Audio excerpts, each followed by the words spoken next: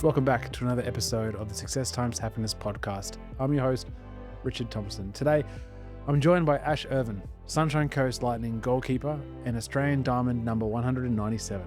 Ash went from a shy kid to debuting for Australia at just 22 years of age, then copped the phone call every athlete dreads when she was dropped from the squad this year. In this episode, you'll learn how to back yourself through imposter syndrome, why you don't have to feel good to play good, and how to bounce back from heartbreak in days, not months. Whether you're chasing a big dream or recovering from a setback, this conversation is for you. All right, let's get into it. Ash Ervin, welcome to the show. Thank you very much. Thanks for having me. It is a real treasure to have you here, and I'm really looking forward to the chat we'll have. I want you to take me back to 12-year-old Ash, about the girl who doesn't always think she's fitting in. How is that? Yeah, 100%. That was me. I was like this gangly tall kid. I've always been pretty like introverted, awkward, very tall. I think getting into team sports was the best thing for me because I did heaps of sports growing up. Like I did swimming and athletics and touch. So I did a mix of like team and then individual sports as well.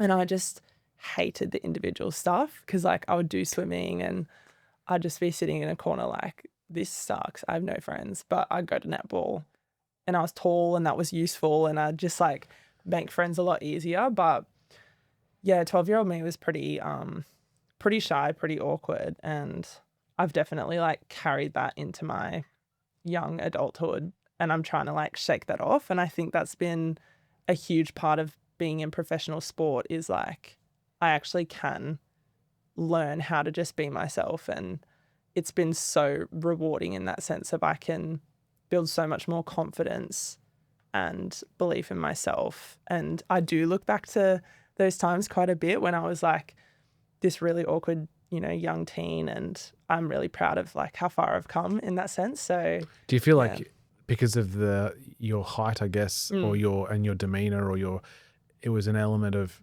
feeling like you didn't belong? Yeah, definitely. I think because I was a girl and I was so tall, I just felt like I always took up so much space and like I hated that about myself. I've always wanted to be someone who fit in, isn't noticed, really go under the radar. I think that's my personality. And in a way, being really tall has kind of forced me to just accept that I'm unique in that sense. And it's okay to, take up space and even be loud or any of that sort of stuff. So I think it's been such a learning curve. And I can see, right? Like without walking in your shoes, but as teenagers, you just want to fit in. You just want to be like everyone else, right? And and then perhaps your mentality or your mindset was almost overcompensating because 100%. Physically you took up space. Yeah. But you were like wanting the opposite of that, right? 100%. You really try and like take yourself back down so that you're not, too much or, so that you're not noticed and stuff.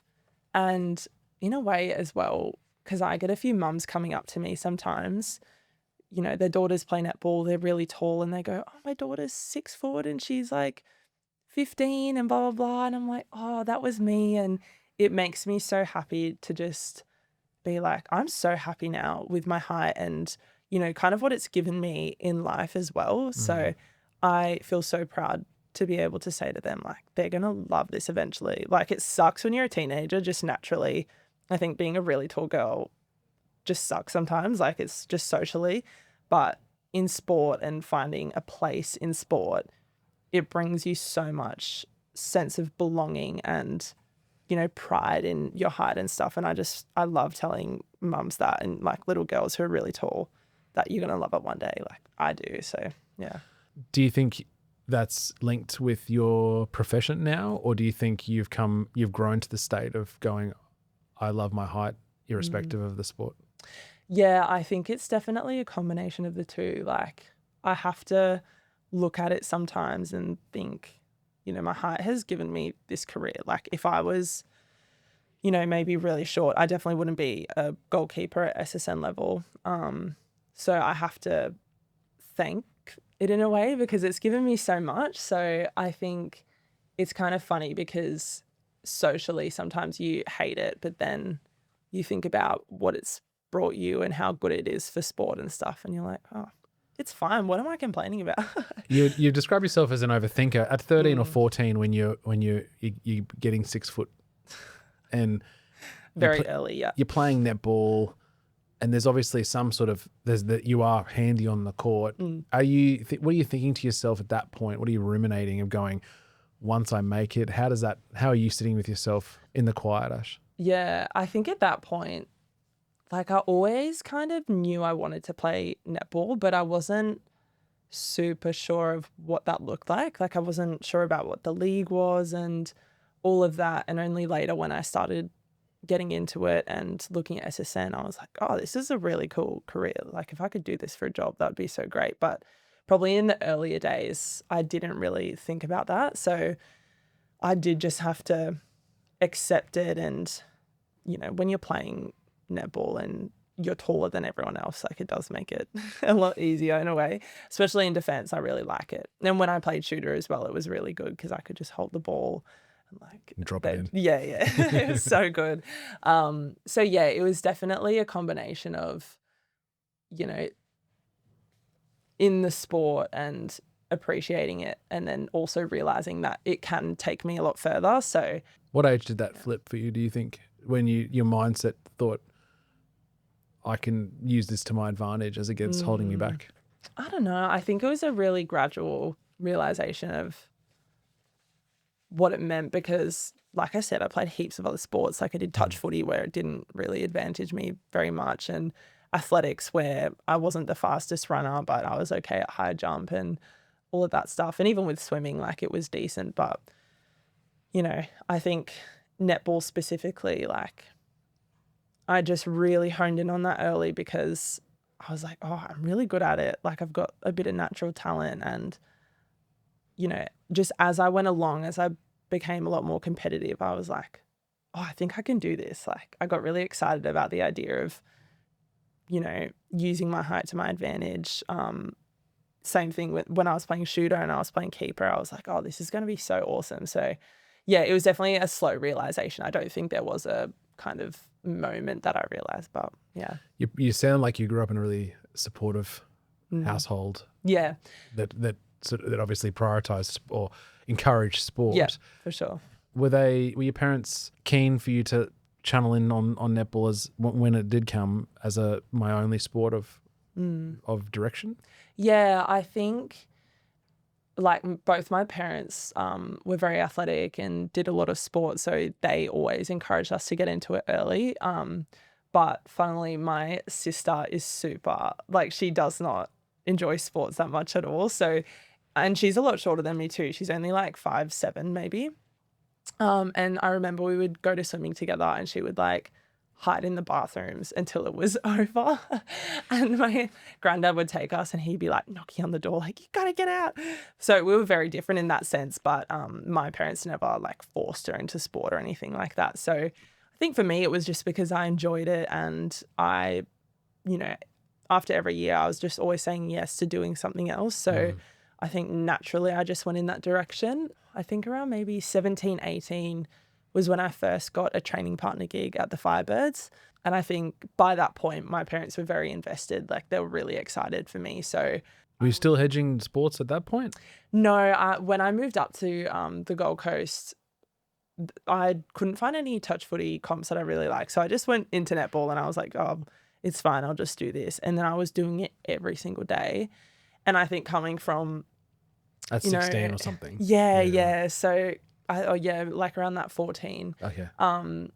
So having a history where I was doing so many different sports and then I got to that age and I was just doing the one and doing it every day, I was like, oh, this is too much. Like I actually don't enjoy this so much. So the next year I cut it down a bit, only focused on about 3 teams, and that was actually a really good decision because I think I would have got a bit sick of it. So I think I did that at the right time. You've been in another interview, you said that feeling comfortable and feeling safe is really important to how you play. Elite sport in that environment or professional sport isn't the safest place because you've got everyone, you're trying to take someone's position, someone else is trying to take your position. Yeah. How do you create that safety Mm. to get the most out of yourself?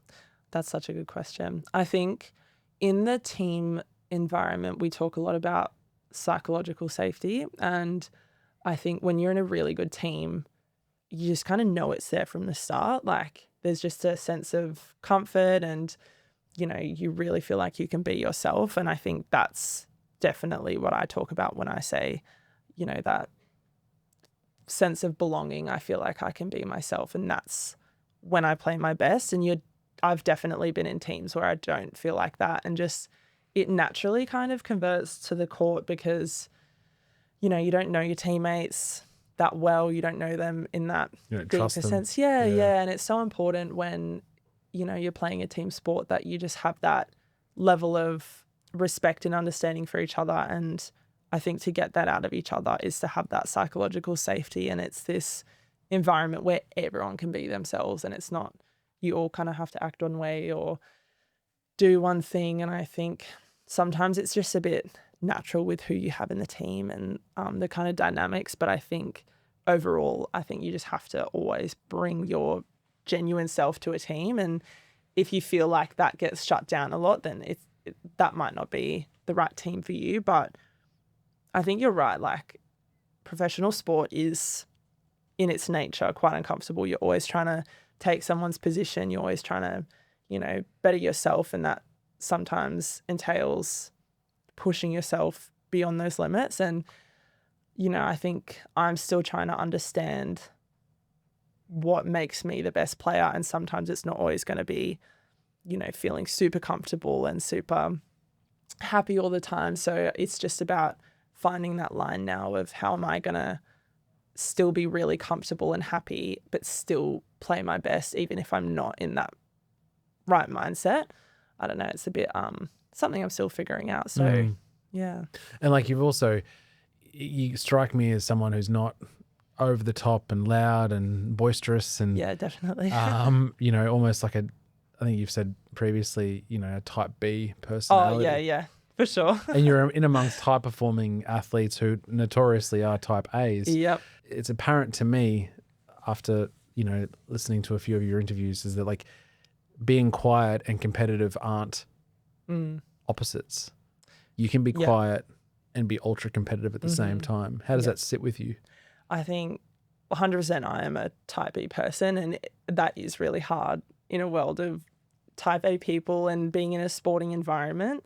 And I think, I just have to challenge myself sometimes to be better. Like you just have to be better in a lot of those ways that you're probably naturally not. So I think that, in that sense, I'm always trying to push myself to be better. But in terms of the being quiet and competitive, I think I'm probably actually a great example of having the two, and they can coexist because I'm naturally such a competitive person. When I step out on court, I have to win. I really want to win. Even just throughout my career, I'm super competitive, and I can also be quite comfortable and relaxed. And that's also kind of how I go about things. So I've definitely found that I can be both, and like that's who I am. So that's how I'm happy. So I think that just finding that line of, what's going to make you,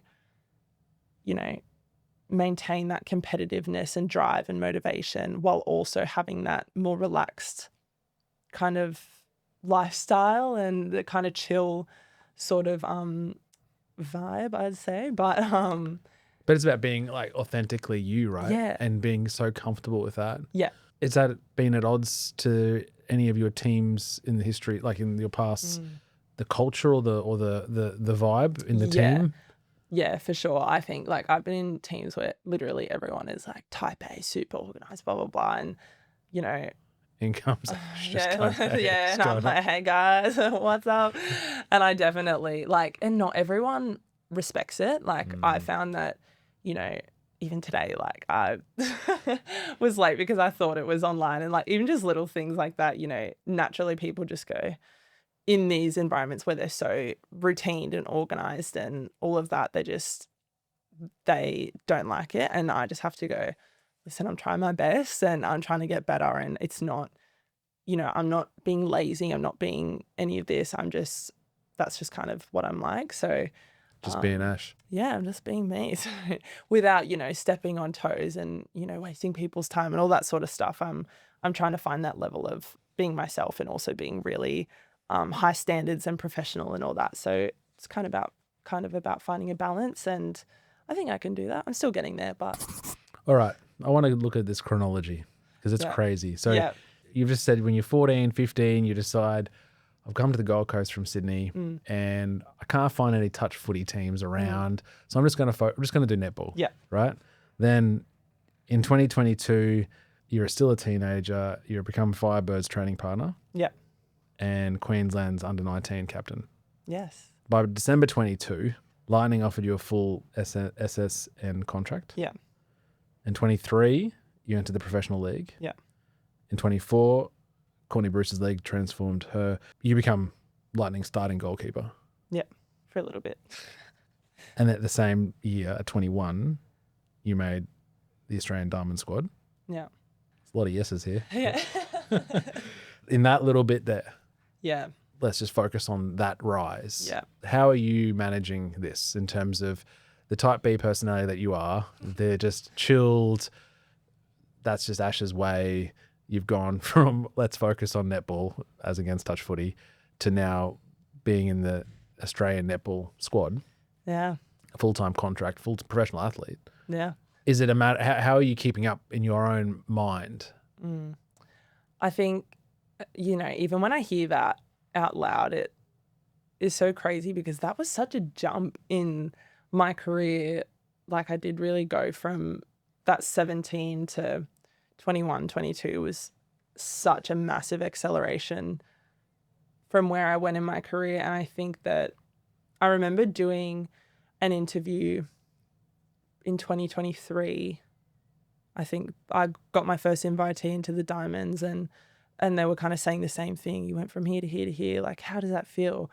And I was like, honestly, the way that you put it, like, it's so crazy. And I understand that this progression isn't going to last forever. Like, there's so far you can go. And, I definitely got to a point where I was just every year I was getting into a better team. Not trying to sound like too cocky or anything, but like every year I was getting into the next, and I was so excited by where that was going. But I also had moments of this isn't going to last forever. I'm on a great run and I just need to kind of soak it in and enjoy it and understand that.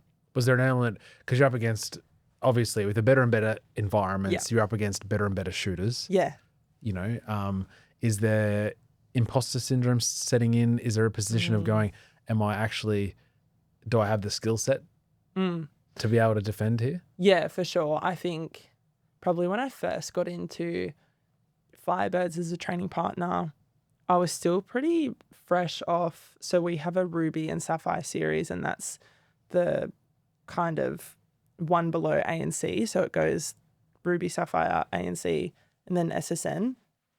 And I was only a couple years off playing Ruby. So I was still like very fresh into that environment. And, everyone trains so hard. The standards, the levels were unlike anything I'd ever been a part of.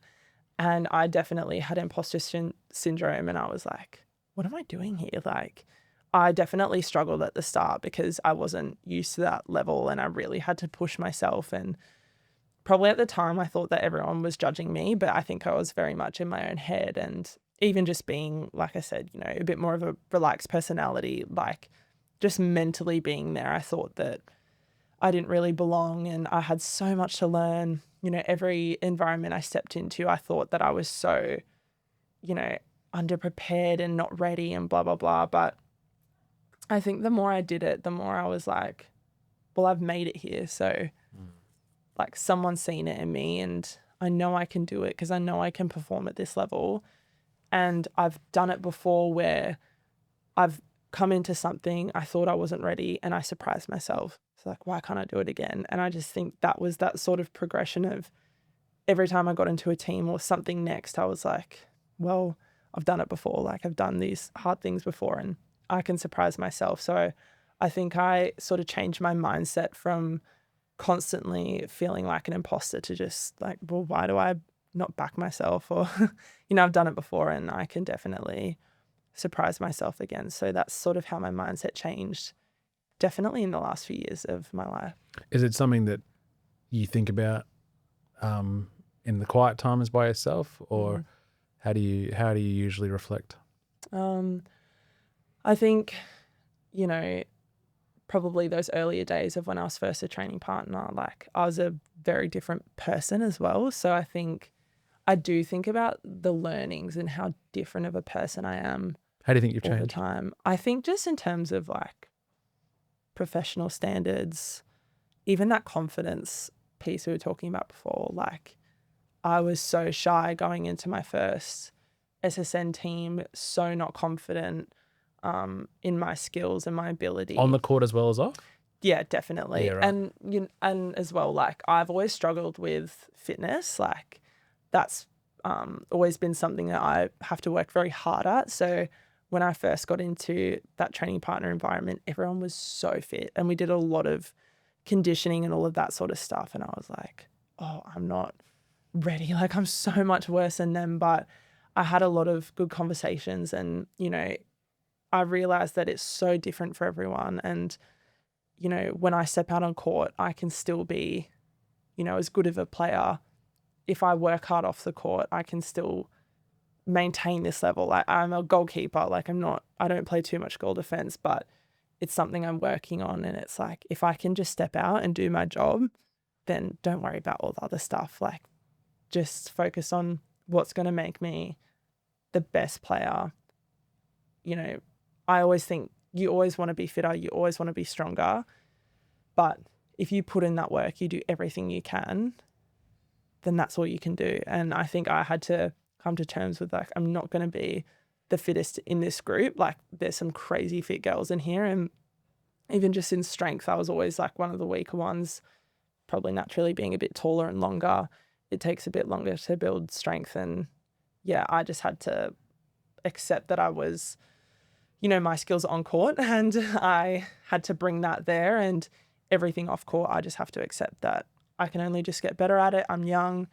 And yeah, it was certainly a growth mindset there. I forgot what the question was at the start as well. It's a great answer. Rambling, Whatever the question was. Is there anything dangerous about getting so good so quickly in terms of that rise that you experienced? Yeah, for sure. I think I definitely didn't let it get to me. Like something I can give myself credit for is I never let it get to my head. I never felt like I was above anything.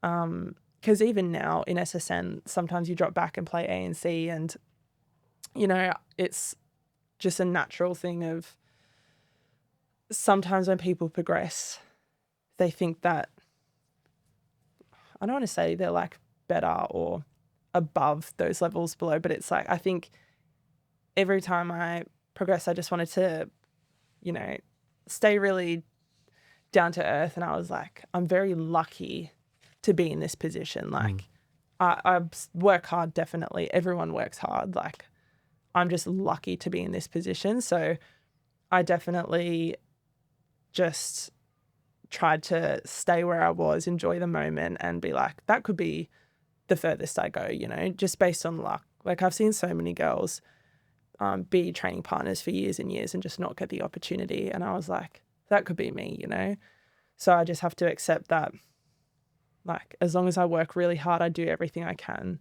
that might be it. So I've just, I think every time I progressed, I was like, well, enjoy it. You never know how long it's going to last. And sport is such a fragile career. Like you don't know what it's going to look like in the future. And I just tried to enjoy every process of it. You do get the Australian Diamond start. You are Diamond number 197. Yeah. My notes suggest that Liz Ellis presented you the yellow dress. Yeah, she did. In Adelaide late last year. A question that I have for you is, how long did you let yourself enjoy becoming a Diamond?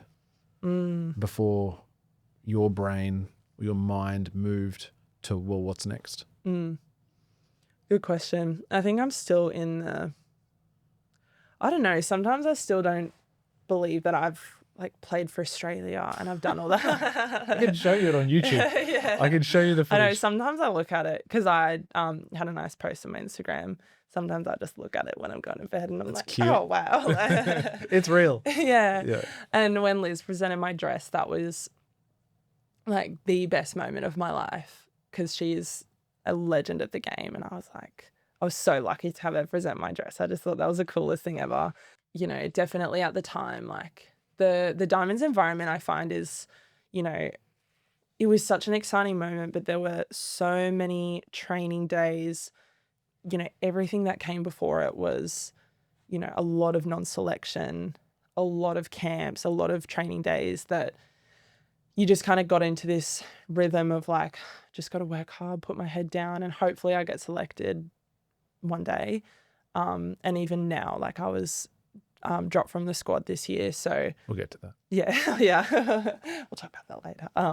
So yeah, I just think that I was definitely in this mindset of I'm just going to work really hard. Hopefully I get my chance. And then when I eventually did, I was really lucky to debut with Lucy and Hannah as well, who was in the squad.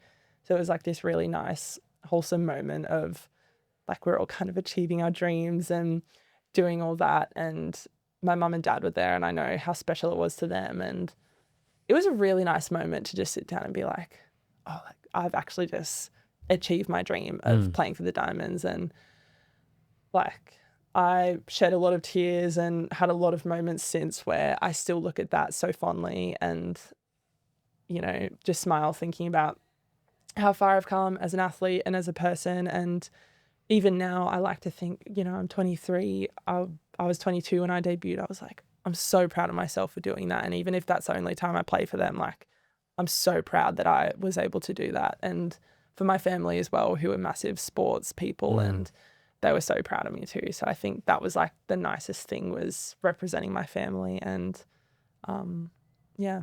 Is there a moment, maybe a day or two after that, once you've come down from the high to think, well, I'm still Ash? Yeah, despite for sure. the fact that I've just achieved my whole life dream? Yeah, no, definitely. I think because that was the last South Africa game and then we went on to the New Zealand series straight after. And then I wasn't selected for the next game. So I was like, oh, we're back to it. Like we're back to this process. So no, it was a real high and I so enjoyed that moment. But I think because of the nature of the series that we were in and the really quick changeover to the next series, it was a very quick turnaround to, oh, we're back. We're training and, you know, there's selections to come and all of that. So yeah, it was probably a very quick turnaround. Hey guys, just popping in quickly to say thank you so much for listening to the podcast. If you're enjoying this episode, it would mean a lot if you take a second to follow the show, leave a like or review, and share it with a friend. That support genuinely helps us grow and keep bringing you more great conversations every single week. All right, let's get back into it. Your dad, from what I can read, has consistently taught you that your mind is one of your greatest assets. Oh, yeah. You've put it brilliantly in the past that you don't have to feel good to play good. It sounds almost contradictory to a podcast about happiness, but explain that to me. Yeah, that's my dad always says that to me about, you know, your brain is your strongest tool, like that is your asset. And it does tie in with that other piece about not feeling good to have to play good. And that came from one of my old coaches, Katie Walker. She is honestly like the best person ever. Her daughter, I don't know if you've heard of Kobe Walker, but she's like a really great long distance athlete and just a whole lineage of athletes is so amazing. And I was lucky enough to be coached by Katie. And I remember her saying that to me and Ava one time because I showed up to a game and I was like, oh, I feel really cooked for some reason. Like I'm just really tired. And she just said, you don't have to feel good to play good. And I was like, oh, you're so right. What am I complaining about? Like how many games have I turned up to where I might not feel 100% or even training sessions? Like we train all the time and it just doesn't matter. like, you know how to play, you know what you have to do.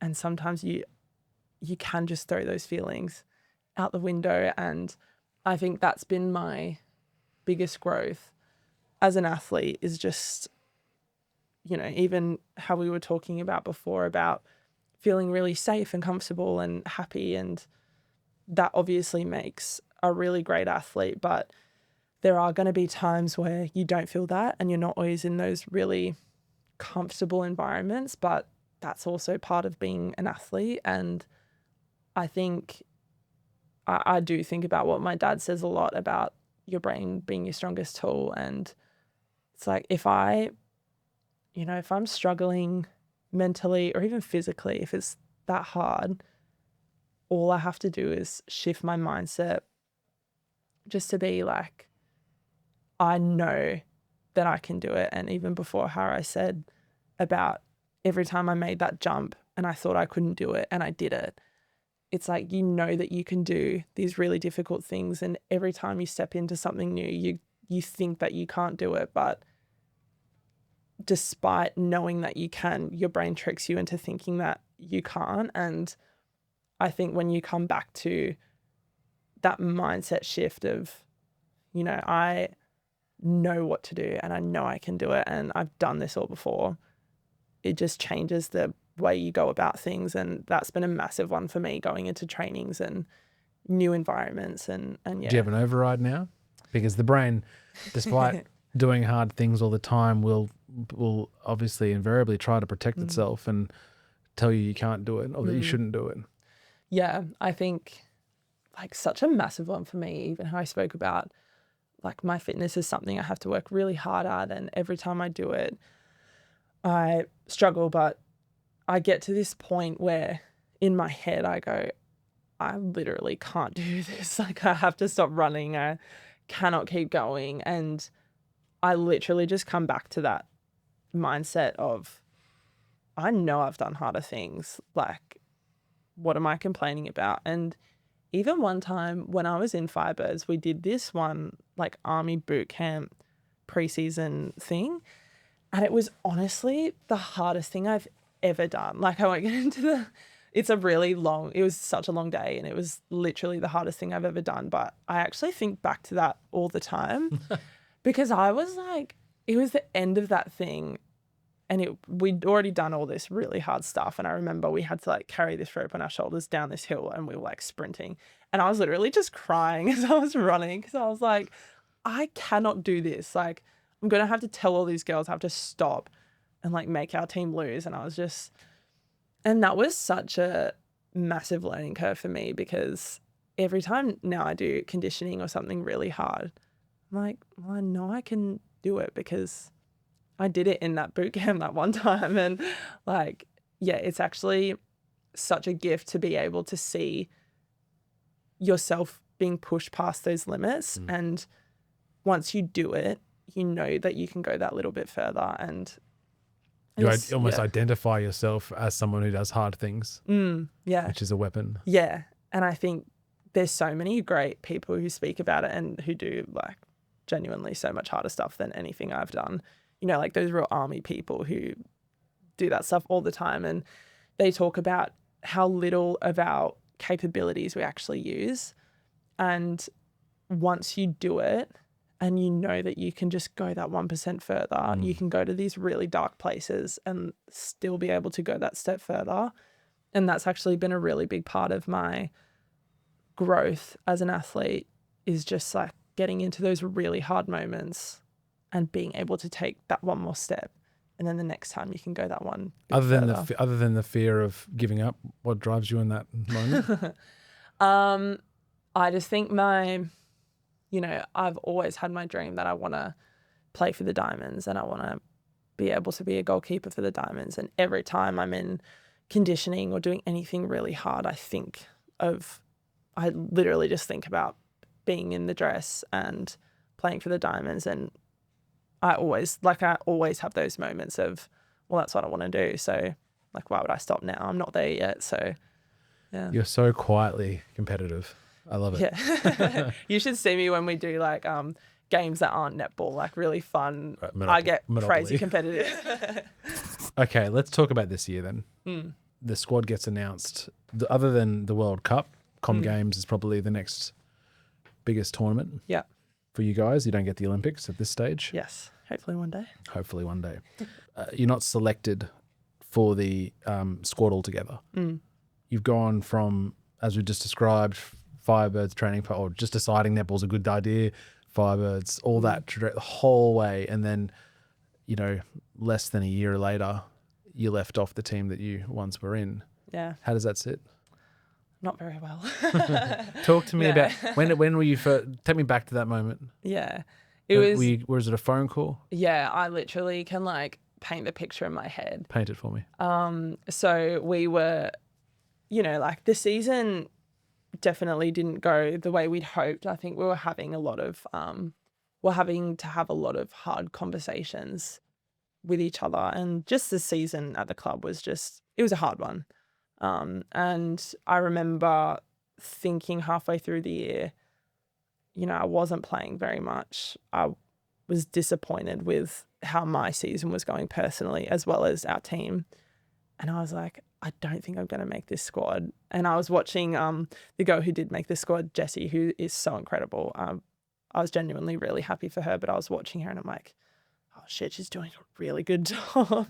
And I was like, she deserves to be in there. And right now, I haven't played all year. I probably don't deserve to be in there. And I remember we were, having one of our preview or review meetings, and we knew that the calls were coming afterwards, and I was waiting for my time. So all the other girls stepped out, had their calls, and blah, blah, blah. In the end, I found out they were all successful. And then I was waiting for my one, and it was pouring down rain. It was so gloomy. And I went to the cafe that's next to our training area, and I was sitting on the couch and I was shaking, and I was like, because I knew that my chances weren't great, but I was hoping so bad that I just had one more chance, one more opportunity. And when I answered the call, and immediately it was who told you? It was Stacey. And I just remember hearing her saying oh, unfortunately, we haven't selected you for the squad this year, blah, blah.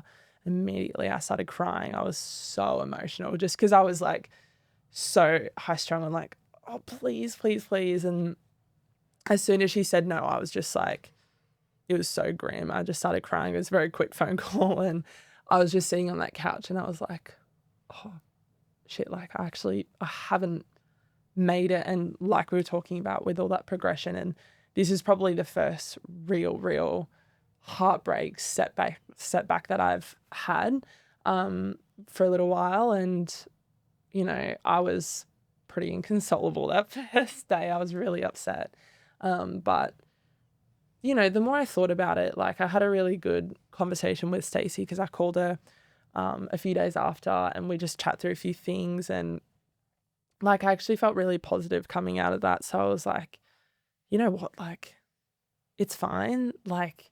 People go through this all the time, not just in netball, but in life. And I'm still in such a lucky position to play netball. So it actually was a pretty quick turnaround of being really inconsolable to missing out on that squad, to turn around and then I was like, you know what, I'm playing netball. Life is good. I'm going on a holiday soon. I was like, I just have to accept that right now I'm not in the squad. That's so bitterly disappointing, but it's just more motivation to get back in, and that's fine. So I think. What did your brain sort of go to? What were you talk? How were you talking with yourself during those days? Pretty poorly. The first few days were I think naturally I'm very, very hard on myself, and that was not a nice mindset to be in when you don't make a squad like that. And I was just oh, you idiot, you've done this, you've messed this up. And it was just a very hard few days to mentally get through that. But you know what, I really sat down with myself and I just thought hard about it, and I was like, you know what, I'm still luckier than I still am so lucky to have this lifestyle and to ever have been in the Diamonds. And, you know, people do come in and out of the Diamonds quite often. And I was like, I'm 23. It's not over yet. What am I crying about? Like, just change your mindset and work hard, and hopefully next year. And then if not, whatever, go for the next year. And I think it was a really that took hard. 3 days.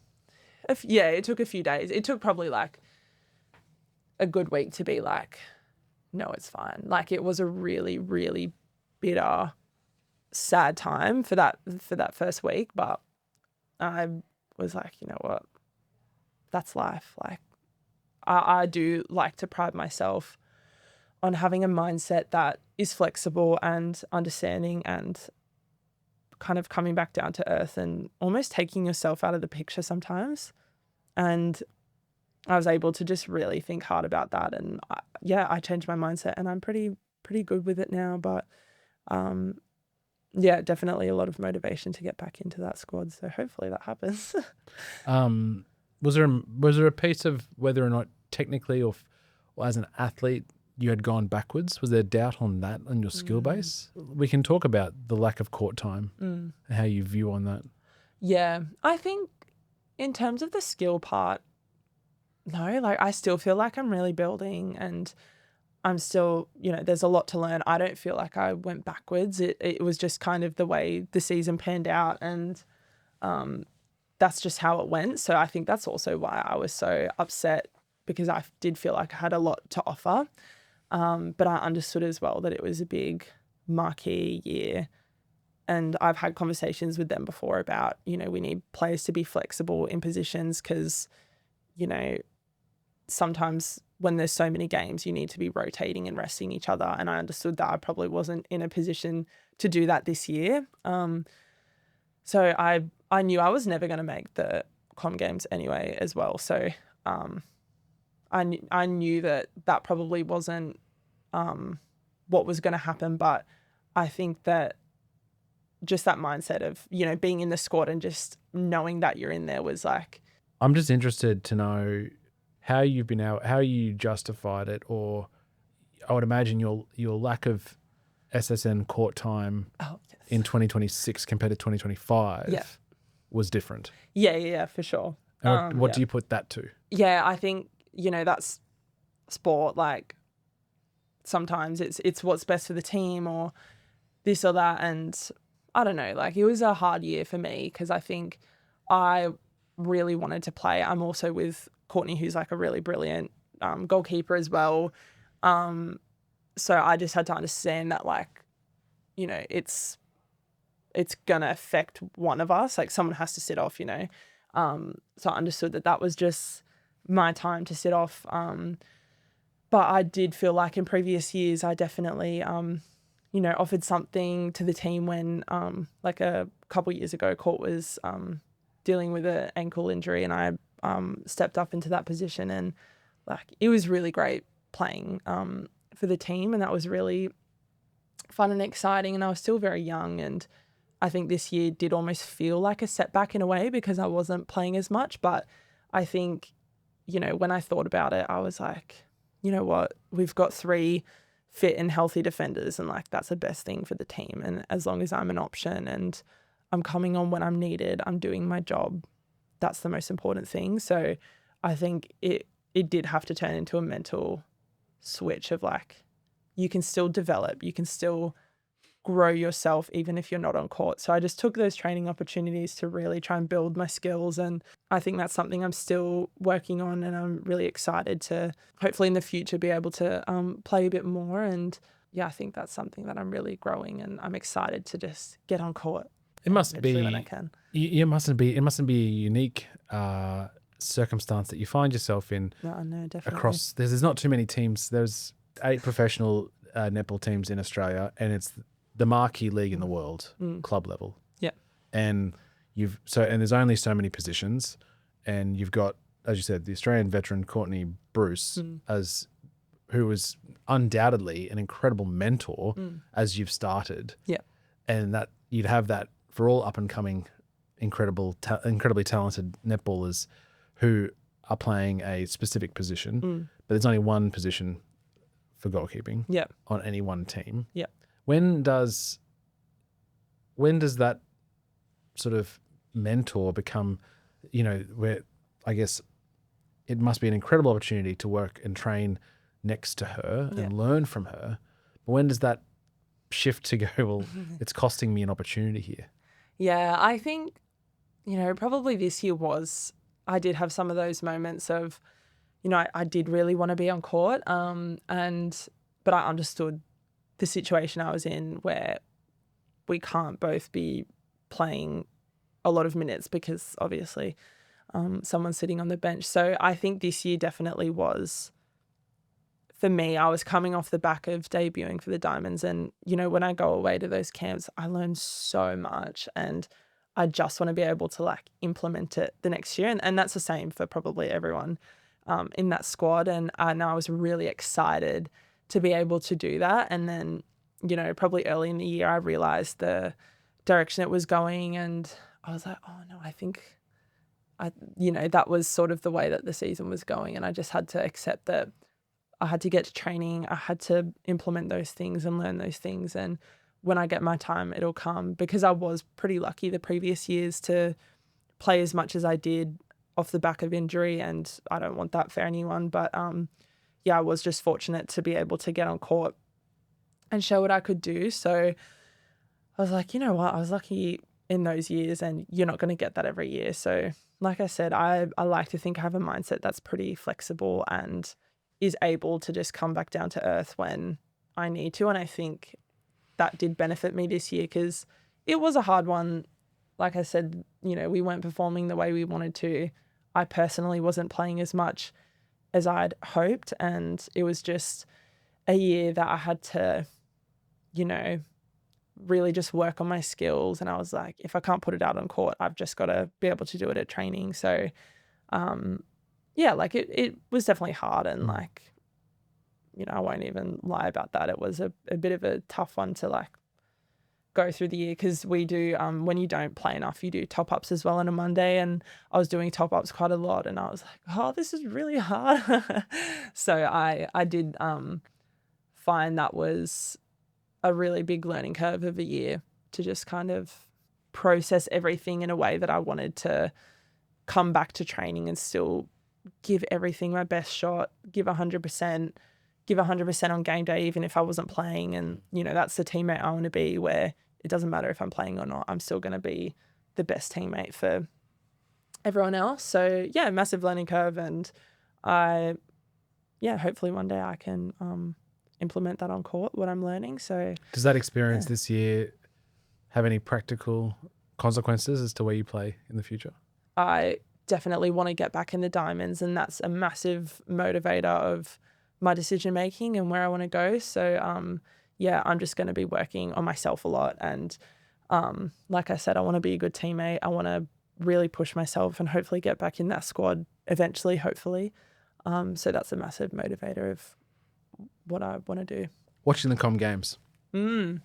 Are you someone to watch it every day, watch every game and glue to it and be stoked for your teammates, or are you watching the swimming? No, I probably didn't watch all of the games. Some of the earlier ones that we really smashed, I didn't watch all of those, but I watched the later ones, against the teams that I knew it was going to be a really close game. And yeah, that was a crazy series.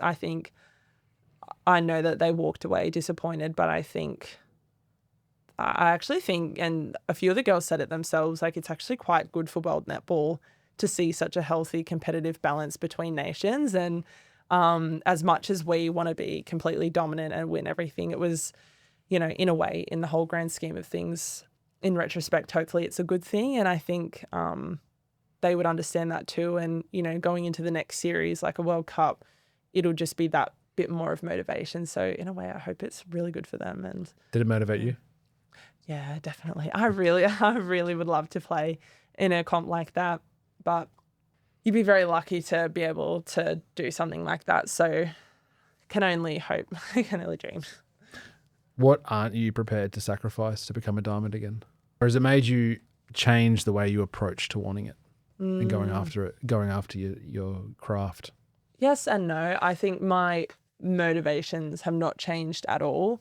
Like I do really want to be in that squad, and I know that means working hard in season, off season. In fact, like this is probably the only off season I've had ever, because every other year I've been doing, like my first year I did ANC, Fast Five. I didn't really have an off season at all. And then since then I've been doing diamonds.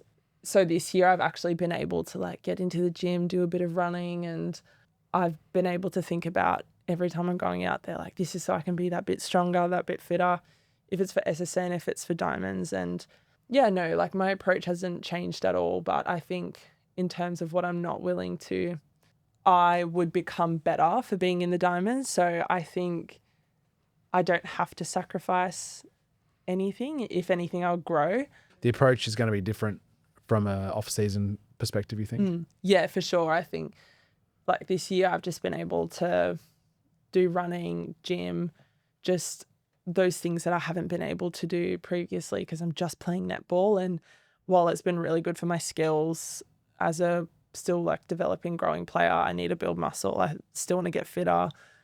So it's been nice to just be able to do all that stuff kind of in my own time. So yeah, it's actually been quite a nice off season. And then I'll hopefully be really ready to take on next preseason.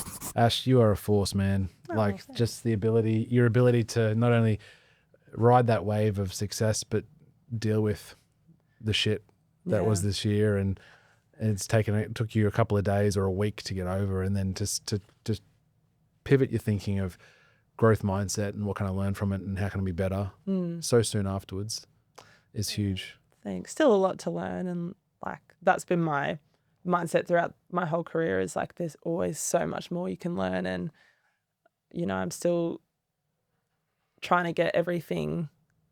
You know, I want to be the best athlete, and there's still so much I can do, and it's been nice to always have that growth mindset throughout my career. Before you go, Fast Five, what does success mean to you? Success. I think that success is so different to everyone. You know, for some people it might be money and wealth. To some it might, for me, it's like my sport and representing my country. And I think it's finding what success is to you and going after that 100%, you know, without any exceptions, and knowing that success to you might be something completely different to the person next to you. What does happiness mean to you? Happiness isn't found in material things and physical things. It's if you keep thinking that something external will give you happiness, you'll just keep looking for something else to find happiness in. But in reality, it's within you and it's always there, and you just have to shift your mindset to finding it internally and never finding it from something else. I love that answer. What does your normal morning routine look like? Not really a super routine person. It always just starts with making a coffee in the morning. What time are you waking up? Oh, not that early. No, I think recently it's been around like 7, 8. So it's been nice. I'm a night person, I'd say, but in pre-season, throughout season, I'll be waking up around 6. Yeah, okay. So And it starts with the coffee? Starts with a coffee and brekkie, normally toast. And if my roommate's there, we'll just hang with each other and chat, which is really nice. But if it's just me, I've been recently doing coffee, brekkie, and my little Sudoku book. Oh, I'm obsessed with it. A piece of advice you'd give to the world? I think that actually a big thing I've learned this year is like you don't have to be liked by everyone. And the quicker you accept it and the quicker you just go, I have to be true to myself, and, you know, that's not going to agree with everyone and not everyone is going to love and accept me. I feel like it's so freeing. And, you know, we can all just go about being ourselves. And as long as you stick really true to your morals and values and, you know, even that happiness piece about finding it internally, it doesn't matter. And you can just move about the world so much more freely. But I'm still working on that. So Love that. yeah. And someone you know who you think would be a good guest for the show? Oh, I'd have to say my roommate, Lisa. Oh, true. She's the best. She's so funny, and I think she's got some really good pieces of advice, and she would have learned a lot in her career as well. What does she do? She's doing teaching as well, and she's also a netball player. So she's got so much in that brain of hers, and she's so funny, and she's the best roommate ever. Yeah, right. Must be some good chats. Oh, for sure. We're just a lot of dumb ones, but a lot of also really interesting philosophical sort of conversations. So yeah. Ash Ervin, thank you so much for coming on, man. Thank you. It's been so fun. That was another episode of the Success Times Happiness podcast. Next time you're sitting down with your morning coffee and Sudoku book, turn to the person next to you and tell them all about the show. It really means a lot. A huge thank you to Ash for sharing her rise, her setbacks, and her mindset with such honesty and humility. If today's conversation inspired you, please subscribe, leave a comment, or share it with someone who needs to hear it. Until next time, peace.